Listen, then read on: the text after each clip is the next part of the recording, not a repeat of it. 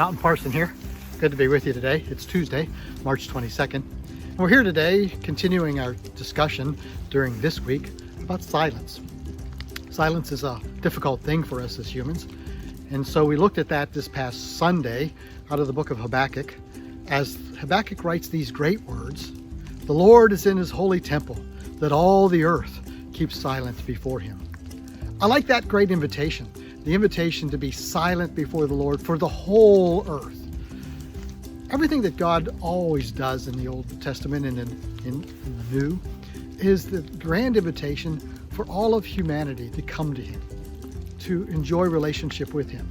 In fact, when Jesus died on the cross of Calvary, it became great news throughout the then known world that Jews and Gentiles, slave and free, Roman and Greeks, could all come to Christ, that all were invited into the kingdom. And so when we have this great invitation to be silent before the Lord in Habakkuk, the invitation is all the earth can be silent before the Lord. All the earth is welcome into his presence.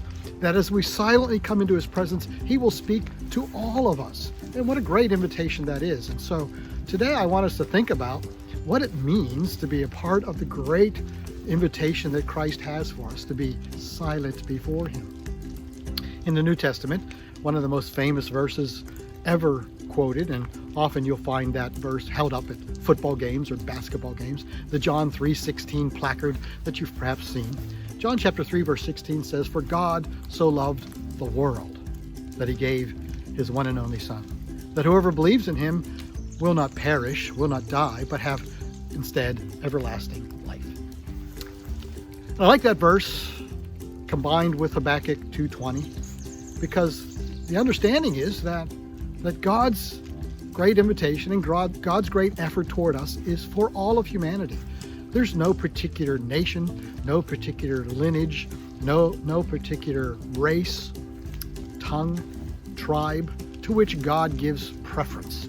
But instead, God reaches out to all of humanity, to every one of us.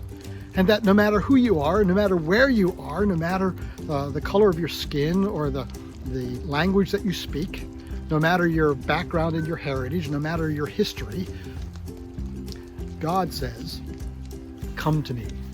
Come in silence and come before me, and I will speak my grace into your life. Come before me and quietly hear how deeply I love you and how greatly I have reached out to you." Because John 3:16 doesn't say God so loved the world that he just patted us on the head and said, there. But instead, God so loved the world that he sent his Son to die on a cross of Calvary that we might have everlasting life. That God's effort toward us is an effort of exacting love.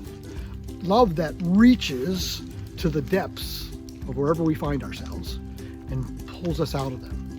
And our response, and the response that God's looking for from us, is not excuses, not explanation, not even multiple words of confession, but silence before him.